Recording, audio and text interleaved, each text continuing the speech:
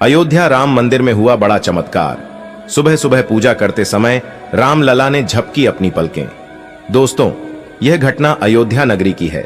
जैसा कि हम सभी जानते हैं कि 22 जनवरी को दोपहर के समय राम लला की प्राण प्रतिष्ठा की गई थी, जिसमें संपूर्ण भारत का ही सहयोग था।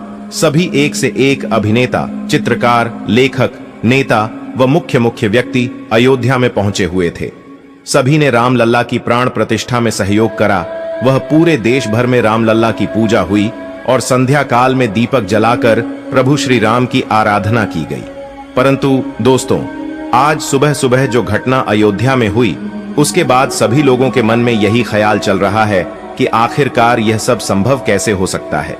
दोस्तों, आज सुबह जब राम मंदिर के पुजारी पूजा की तैयारी में लगे हुए थे और सुबह 6 बजे जब आरती का समय हुआ, तो सभी आरती में जब एकत्रित हुए, उस समय जब आरती शुरू हुई, तब प्रभु श्री राम की भव्य मूर्ति राम लला मूर्ति ने अपनी पलकें झपकी, जिसे देखकर वहां मौजूद सभी भक्त, सभी पुजारी चौंक गए और यह खबर पल भर में ही पूरे भारतवर्ष में फैल गई। अब सवाल यह आता है कि आखिर यह सब हुआ क्या और इन सब के पीछे क्या घटना थी। ये सब चीज हम आप सभी को इस वीडियो में बताएंगे।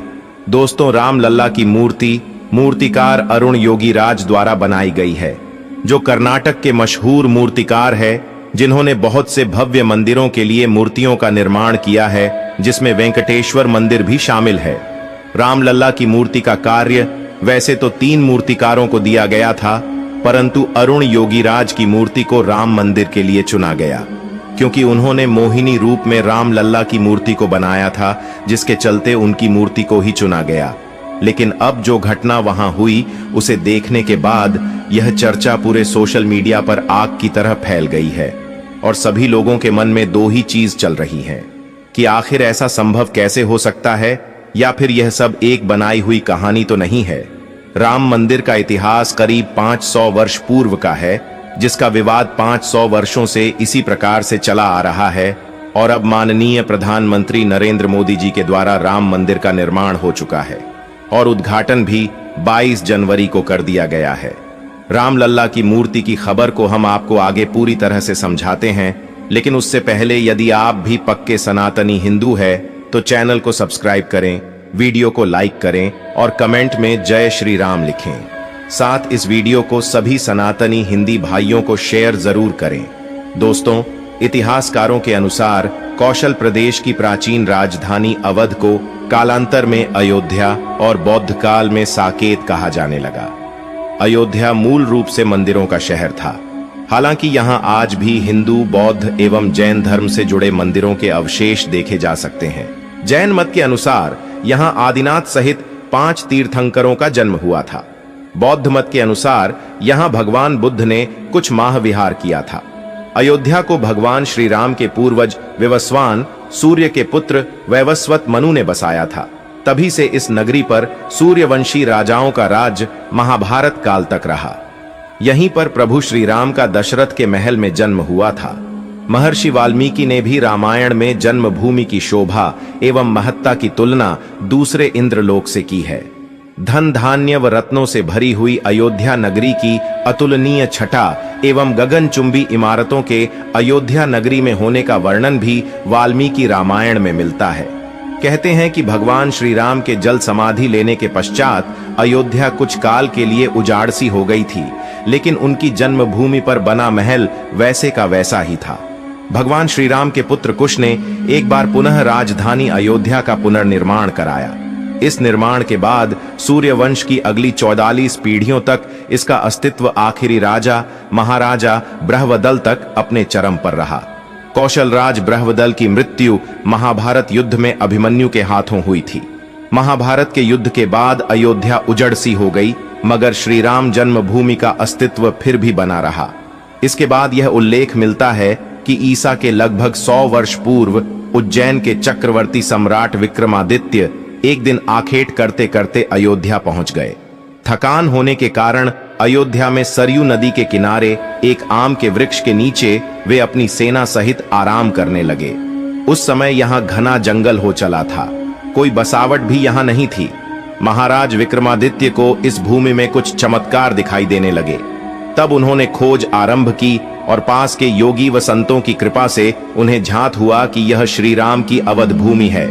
उन संतों के निर्देश से सम्राट ने यहाँ एक भव्य मंदिर के साथ ही कूप, सरोवर, महल आदि बनवाए। कहते हैं कि उन्होंने श्री राम जन्मभूमि पर काले रंग के कसौटी पत्थर वाले 84 स्तंभों पर विशाल मंदिर का निर्माण करवाया था। इस मंदिर की भव्यता देखते ही बनती थी।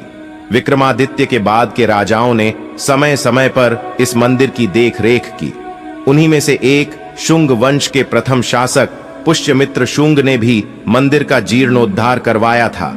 पुष्यमित्र का एक शिलालेख अयोध्या से प्राप्त हुआ था, जिसमें उसे सेनापति कहा गया है तथा उसके द्वारा 2 अश्वमेध यज्ञों के किए जाने का वर्णन है। अनेक अभिलेखों से ज्ञात होता है कि गुप्त वंशीय चंद्रगुप्त द्वितीय के समय और तत्पश्चात काफी समय तक अयोध्या गुप्त साम्राज्य की राजधानी थी। गुप्तकालीन महाकवि कालिदास ने अयोध्या का रघुवंश में कई बार उल्लेख किया है। इतिहासकारों के अनुसार 600 ईसा पूर्व अयोध्या में एक महत्वपूर्ण व्यापार केंद्र था। इस स्थान को अंतरराष्ट्रीय पहचान 5वीं शताब्दी ईसा पूर्व के दौरान तब मिली, जबकि यह एक प्रमुख बौद्ध केंद्र के रूप में विकसित हुआ। तब इसका नाम साकेत था। कहते हैं कि चीनी भिक्षु फाहियान ने यहां देखा कि कई बौद्ध मठों का रिकॉर्ड रखा गया है। यहां पर 7वीं शताब्दी में चीनी यात्री हेनत्सांग आया था। उसके अनुसार यहाँ 20 बौद्ध मंदिर थे तथा 3-3 हजार भिक्षु रहते थे और यहाँ हिंदुओं का एक प्रमुख और भव्य मंदिर भी था, जहाँ रोज हजारों की संख्या में लोग दर्शन करने आते थे। इसके बाद ईसा की 11वीं शताब्दी में कन्नौज नरेश जयचंद आया तो उसने मंदिर पर सम्राट विक्रमादित्य के प्रशस्ति शिलालेख को उखाड़कर अपना नाम लिखवा दिया। पानीपत के युद्ध के बाद जयचंद का भी अंत हो गया। इसके बाद भारतवर्ष पर आक्रांताओं का आक्रमण और बढ़ गया। आक्रमणकारियों ने काशी, मथुरा के साथ ही अयोध्या में भी लूटपाट की और पुजारियों की हत्या कर मूर्तियां तोड़ने का क्रम जारी रखा। लेकिन 14वीं सदी तक वे अयोध्या में राम मंदिर को तोड़ने में सफल नहीं हो पाए। विभिन्न आक्रमणों के बाद भी सभी झंझावातों को झेलते हुए श्री राम की जन्मभूमि पर बना भव्य मंदिर 14वीं शताब्दी तक बचा रहा। कहते हैं कि सिकंदर लोदी के शासनकाल के दौरान यहां मंदिर मौजूद था। 14वीं शताब्दी में हिंदुस्तान पर मुगलों का अधिकार हो गया और उसके बाद ही राम जन्मभूमि एवं अयोध्या को नष्ट करने के लिए कई अभियान चलाए गए। अंततः 1528 में इस भव्य मंदिर को तोड़ दिया गया और उसकी जगह बाबरी ढांचा खड़ा किया गया। कहते हैं कि मुगल साम्राज्य के संस्थापक बाबर के एक सेनापति ने बिहार अभियान के समय अयोध्या में श्री राम के जन्मस्थान पर स्थित प्राचीन और भव्य मंदिर को तोड़कर एक मस्जिद बनवाई थी, जो 1992 तक विद्यमान रही। बाबरनामा के अनुसार 1528 में अयोध्या पड़ाव के दौरान बाबर ने मस्जिद निर्माण का आदेश दिया था। अयोध्या में बनाई गई मस्जिद में खुदे 2 संदेशों से इसका संकेत भी मिलता है। इसमें एक खास तौर से उल्लेखनीय है। इसका सार है जन्नत तक, जिसके न्याय के चर्चे हैं। ऐसे महान शासक बाबर के आदेश पर दयालु मीर बकी ने फरिश्तों की इस जगह को मुकम्मल रूप दिया। हालांकि यह भी कहा जाता है कि अकबर और जहांगीर के शासनकाल में हिंदुओं को यह भूमि एक चबूतरे के रूप से सौंप दी गई थी, लेकिन क्रूर शासक औरंगजेब ने अपने पूर्वज बाबर के सपने को पूरा करते हुए यहाँ भव्य मस्जिद का निर्माण कर उसका नाम बाबरी मस्जिद रख दिया था। मित्रों, ये है राम मंदिर का इतिहास, जो कि अब पूर्ण रूप से सनातनी हिंदू भाइयों के हित में है। मित्रों, वीडियो में अंत तक बने रहने के लिए धन्यवाद। मित्रों।